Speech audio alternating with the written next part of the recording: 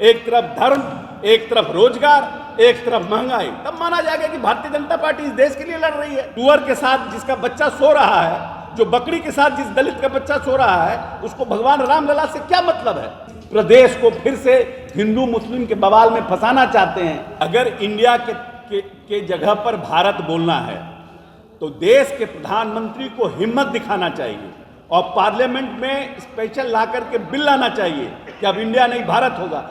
जो अति पिछड़ों का बैकलॉग है, उस बैकलॉग के बहाली अनाउंस कीजिए। इस देश का इंडिया हो, भारत हो। इंडिया इंग्लिश में बोलते हैं, भारत हिंदी में बोलते हैं, इसमें क्या बिदंगड़ा खड़ा करना है? क्योंकि एक गठबंधन बन गया, इसके लिए आप पूरे देश का नाम बदलना चाहते हैं। गिरिराज सिंह जैसे लोग इस देश में जोड़ने की बात नहीं करते हैं।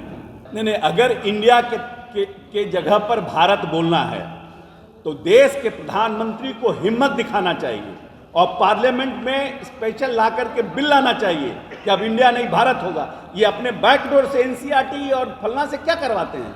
एनसीईआरटी को क्या है? एनसीईआरटी को क्या राइट है कि इस देश का इंडिया हो, भारत हो? इंडिया इंग्लिश में बोलते हैं, भारत हिंदी में बोलते हैं, इसमें क्या बिदंगड़ा खड़ा करना है? क्योंकि एक गठबंधन बन गया, इसके लिए आप पूरे देश का नाम बदलना चाहते हैं। इस देश का ये जरूरत है ना कि ये जो रहर का दाल 55 रुपया से 185 रुपया हो गया, देश ये चाहता है कि कैसे 100 रुपया से नीचे आए। 50 रुपया 500 रुपया पर जो आप सिलेंडर लेके घूमते थे सर के ऊपर, और आज 1100 रुपया सिलेंडर हो गया। देश ये चाहता है कि फिर से कैसे 500 रुपया से 300 रुपया सिलेंडर हो जाए। उस पर कोई कुछ बोलता ही नहीं है।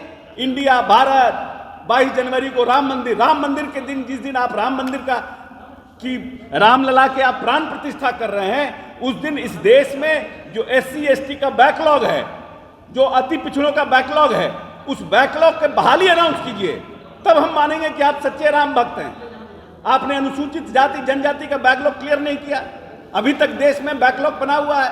आप बेरोजगारी के लिए उसी दिन रोजगार का मेला भी लगाइए पूरे प्रदेश में कि हम बेरोजगारी के दिन, जिस दिन रामलला की मूर्ति का निर्माण हो रहा है, उस दिन हम रोजगार मेला भी लगाएंगे।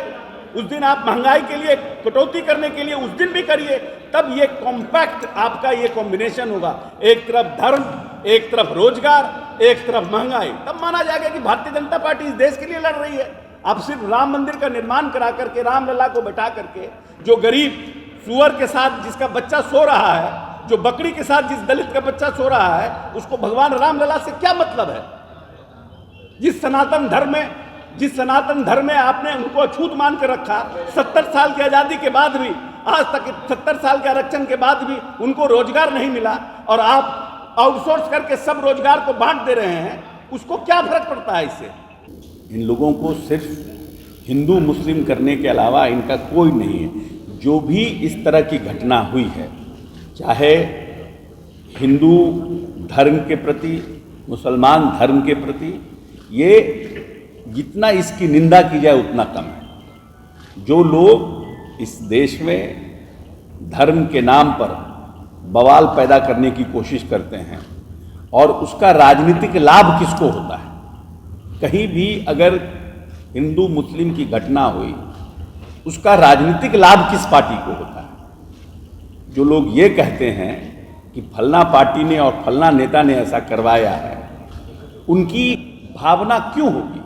क्योंकि हम तो जीवन भर प्यार बांटने में और जोड़ने की बात करने में लगे हुए हैं, तो हमें इस तरह का काम करने से क्या फायदा है? फायदा तो वो इस तरह के काम करवाने का प्रयास करते हैं जिनको राजनीतिक इससे फायदा होता है। इसीलिए गिरिराज सिंह जैसे लोग इस देश में जोड़ने की बात नहीं करते हैं। गिरिराज वैसे लोग, इस तरह की घटना की हम जितनी भर्त्सना की जाए उतना कम है। प्रशासन भी और प्रशासन पूरी तरह से सजग होकर वैसे लोगों को चिन्हित करके कार्रवाई कर रहा है। लेकिन गिरिराज सिंह का ये बयान कि नीतीश कुमार जैसे लोग इस तरह की घटना को अंजाम दे रहे हैं, हम समझते हैं कि राजनीतिक का अभी भी इनको पॉलिटिक्स का पी का पता नहीं। जो व्यक्ति 24 घंटा जग करके ये प्रदेश महफूज रहे, ये प्रदेश में कैसे अमन चैन कायम हो, अपने पार्टी के नेताओं के साथ साथ भारतीय जनता पार्टी के नेताओं से लेकर आरजेडी के नेताओं तक को रात के 2-2 बजे तक फ़ोन करके ये बात कहना कि आप सजग रहिए, आप वहाँ पर माहौल को अपने हिसाब से देख करके और प्रशासन को मदद कीजिए, वैसे व्यक्ति के ऊपर ऐसा आरोप लगाना, और 17 साल में कोई घटना नहीं हुई इस प्रदेश में, नक्सलिज्म को जिस व्यक्ति ने ख़त्म करने का प्रयास किया और ख़त्म किया, वैसे लोगों पर ये सब तरह का आरोप लगाना तो यही है कि ये लोग किसी भी तरह से इस प्रदेश को फिर से हिंदू मुस्लिम के बवाल में फंसाना चाहते हैं। और प्रदेश को जो अमन चैन के साथ ये प्रदेश आगे बढ़ रहा है, 10.98 के ये विकास दर से जो प्रदेश आगे बढ़ रहा है, उसको किसी तरह से प्रदेश को कब्जा में करना, किसी तरह से ऐसा माहौल पैदा करना, हिंदू की भावनाओं को भड़काना, फिर से कहीं दंगा पैदा करा देना भावना भड़का करके, उसी में ये लोग लगे हुए हैं जिससे कि इनको फायदा मिल जाए राजनीतिक। लेकिन प्रदेश के लोगों को पता है कि यह प्रदेश में किस तरह के धर्म का उद्भव हुआ है। बुद्ध भी यहीं पैदा हुए, महावीर भी यहीं पैदा हुए, सम्राट अशोक भी यहीं पैदा हुए। इसीलिए इस तरह की चीज़ों से और गिरिराज जी जैसे लोगों से अब प्रदेश भी और देश भी ऊब चुका है।